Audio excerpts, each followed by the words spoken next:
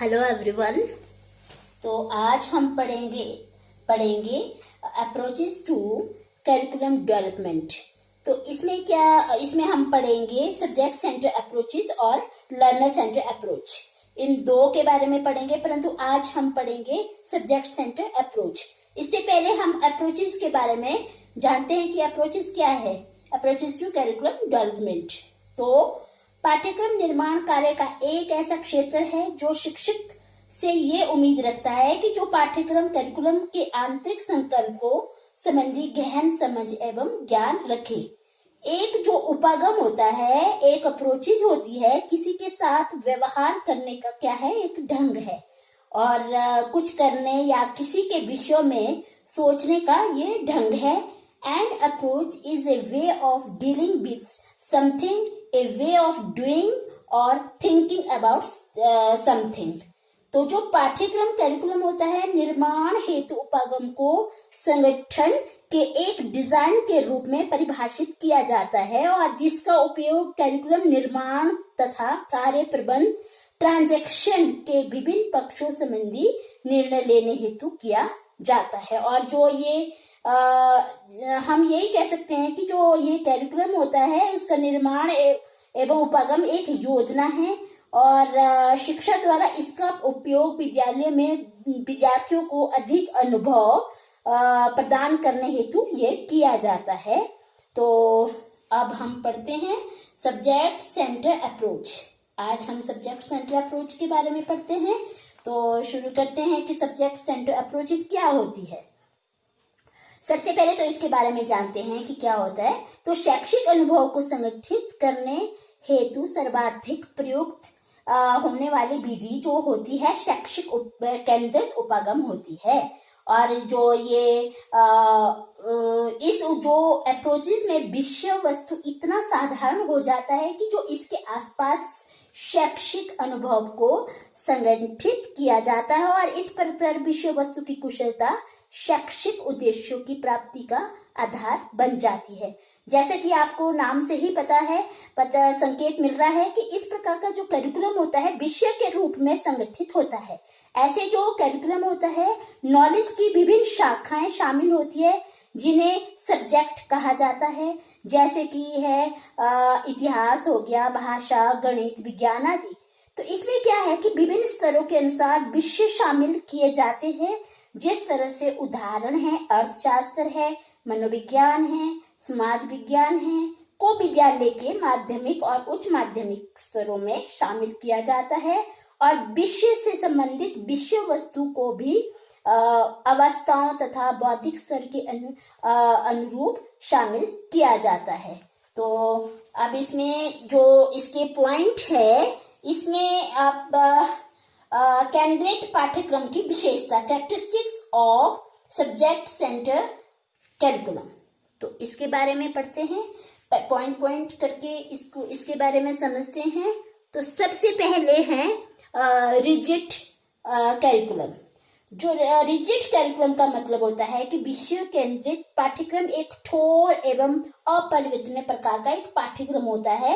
यह रिजिड होता है और जो इसकी यानी ये जो विशेष कोर्स पर आधारित होता है जो कि अनिवार्य बनाता है और सामग्री की विशेष मात्रा समय की विशेष अवधि में पूरी की जाती है और विद्यार्थियों की योग्यता व रुचि की परवाह इसमें नहीं की जाती है कि जो विद्यार्थी है उसकी योग्यता रुचि को नहीं उसमें शामिल किया जाता है।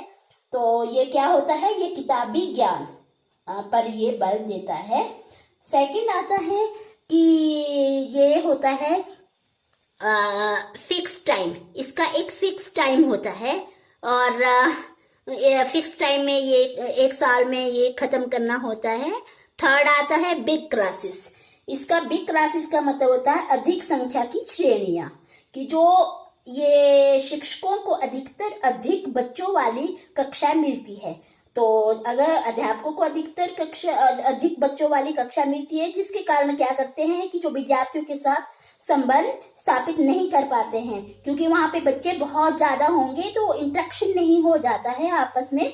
तो माता पिता को भी वह इसमें शामिल नहीं कर सकते हैं।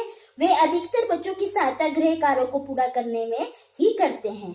और इसके बाद आता है कॉम्बिनेशन ऑफ बेसिक कॉन्सेप्ट, बुनियादी संकल्पनों का मिश्रण। यहाँ पे जो कॉम्बिनेशन है, ये जो करिकुलम है उसका बुनियादी या मूल संकल्पों में संगठन करना है, यानी जिन्हें इस आधार पर इकट्ठा किया जाता है उनमें साझा क्या है, और प्रत्येक क्षेत्र अपनी अनिवार्य जानकारी जो विद्यार्थियों को पढ़ानी है एक स्थान पर एकत्रित की जाती है।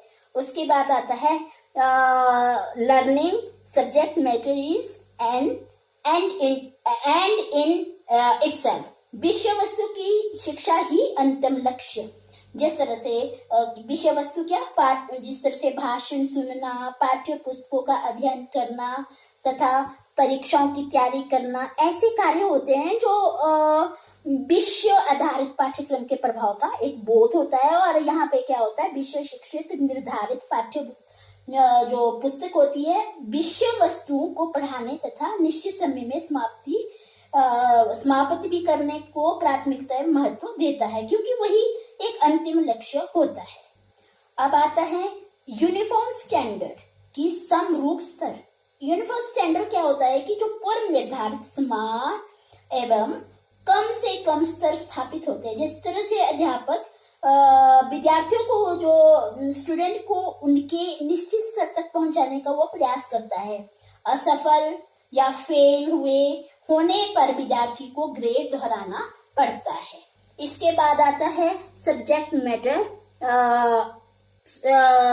मैटर सिलेक्शन, विषय वस्तु का चुनाव। तो यहाँ पे जो शिक्षण अधिगम अवसरों से पूर्व ही बालिगों द्वारा विषय वस्तु का चयन कर लिया जाता है, क्योंकि विषय वस्तु को तार्किक विधि के अनुसार संगठित की अनुशासन अनुरूप पढ़ाया जाता है। और जो पढ़ाने से पहले क्या होता है कि कोर्स के विषय वस्तु का चुनाव भी किया जाता है। और अब आता है प्रैक्टिस ऑफ स्किल्स, कि इसमें कौशलों के अभ्यास को महत्व दिया जाता है। और जो कौशलों के अभ्यास इसकी प्रमुखता है। अब आता है प्रोग्रेस मेजरमेंट, की प्रगति का माप, कि जो ये प्रोग्रेस मेजरमेंट है, प्रगति का माप है, इस आधार पर किया जाता है कि जो स्टूडेंट्स होते हैं सब्जेक्ट को कितनी मात्रा में पढ़ा, और यदि किया है या कितनी मात्रा में पढ़ा या किया है, विषय वस्तु की निपुणता के आधार पर जो स्टूडेंट्स की प्रगति का मूल्यांकन किया जाता है। उसके बाद आता है डिस्ट्रिक्ट एग्जिस्टेंस, कि प्रत्येक जो विषय एक समूह अस्तित्व विलक्षण एवं इकाई है, जिसका निजी तार्किक संगठन होता है। और जो ये विभिन्न विषयों को पढ़ा रहे अध्यापक एक साथ मिलकर कोर्सों की योजना नहीं बनाते हैं तथा न ही वह साझी समस्या एवं कठिनाइयों संबंधी विचार विमर्श करते हैं। इसके बाद आता है इसके बाद आता है कि ये प्रोग्रेस मेजरमेंट हो गया, डिस्ट्रिक्ट एग्जिस्टेंस हो गया, ये हो गया इजिली चेंजेबल। तो जो इजिली चेंजेबल है, इसका सरलता से परिवर्तनीय, इसका मतलब ये हुआ कि समय की मांग के अनुसार जो पाठ्यक्रम करिकुलम होता है परिवर्तन करना आवश्यक हो जाता है। और जो अनावश्यक विषय या अवांछित सामग्री हटाई जा सकती है। प्राचीन काल से आज तक इनमें होने वाले परिवर्तन इस बात की वह पुष्टि करता है। इसके बाद आता है ये इजिली चेंजेबल तो हो गया, इजिली इवेल्युएटेड। तो इस जो इवेल्युएटेड कैसा कि इस जो करिकुलम में विषय तथा इनकी पाठ्य वस्तु पर अधिक जोर दिया जाता है और विषय सामग्री पर अधिकार कर लेना ही उसका मुख्य लक्ष्य होता है। और या ये भी कह सकते हैं कि सब कुछ निश्चित होने के कारण मूल्यांकन करना बड़ा ही सरल हो जाता है तथा बड़ी से बड़ी सरलता से परीक्षा के माध्यम से बालक के ज्ञान की परख की जाती है। उसके बाद आता है सिंपल एंड इजिली अंडरस्टूड। ये इसमें आता है कि विषय का क्षेत्र निश्चित करने में पाठ्यक्रम समझने में सरल तथा साधारण, सिंपल एंड इजिली अंडरस्टूड। कि विषयों का क्षेत्र निश्चित करने में पाठ्यक्रम का बड़ा उपयोगी है। इसके अभाव में हमारे लिए यह समझना कठिन हो जाता है कि क्या पढ़ाया जाए, कितना पढ़ाया जाए, और इस प्रकार से जो कैरिकुलम को समझ पाना अध्यापक के लिए कठिन हो जाता है। परंतु इसकी सीमाओं के बंधा होने के कारण विषय केंद्रित पाठ्यक्रम बालकों, जो स्टूडेंट्स और शिक्षकों दोनों के लिए सरल हो जाता है। उसके बाद आता है approved by the teacher, students of parents. यहाँ पे शिक्षक, शिक्षार्थी तथा अभिभावकों द्वारा समर्पित, यानी यहाँ पे जो विषय केंद्र पाठ्यक्रम होता है अध्यापकों, विद्यार्थियों तथा उनके पेरेंट्स सभी के लिए क्या होता है, समर्पित किया जाता है। यानी ये जो शिक्षक को उन विषय से योग्यता प्राप्त करनी होती है जिसे उसने पढ़ाना हो, और जो सब्जेक्ट सामग्री पर अधिकार तथा उस विषय विशेष की शिक्षण विधियों का ज्ञान एक अध्यापक को होना चाहिए, और छात्रों को निश्चित विषय तथा उनकी सामग्री पढ़नी, ग्रहण करनी होती है। उसके बाद आता है डायनेमिक, कि यह गतिशील है। और अब आता है इसकी इजली इवेल्युएटेड, ये अभी आपको बता दिया है, इजली इवेल्युएटेड बता दिया है, और सब्जेक्ट मैटर सिलेक्शन ये भी आपको बता दिया है। तो ये इसके 17 पॉइंट थे। तो ये क्या थे, इसके अप्रोचेस थे। अब इसके मेरिट्स और डिमेरिट्स हम पढ़ते हैं। तो इसके जो मेरिट्स है वो merits of subject centre curriculum, सबसे पहले क्या है, फोकस ऑन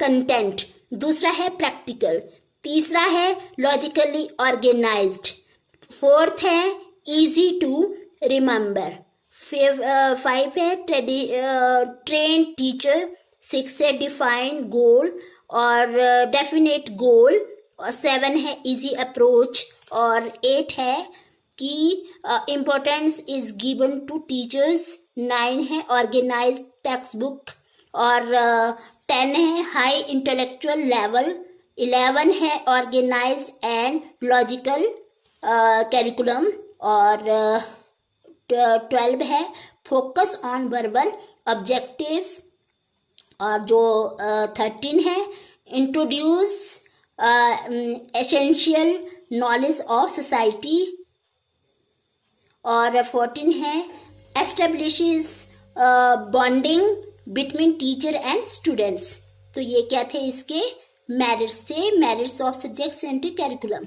अब जो आता है डिमेरिट्स, तो डिमेरिट्स में आता है कि demerits of subject centre curriculum, कि इसके गुण के साथ साथ इसकी डिमेरिट्स भी होते हैं।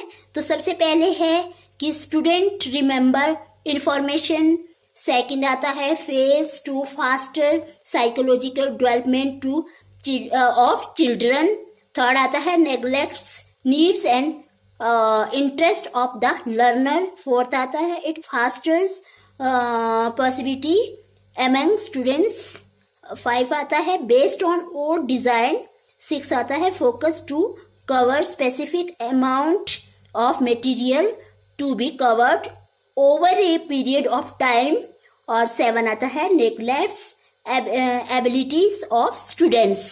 तो ये क्या है, इसके जो मेरिट और डिमेरिट्स है ये हमने पढ़ लिए हैं। तो अब जो सबसे पहले है आपने आज जो पढ़ा है सब्जेक्ट सेंटर कैरिकुलम, इसके मेरिट्स और डिमेरिट्स पढ़े हैं। Thank you.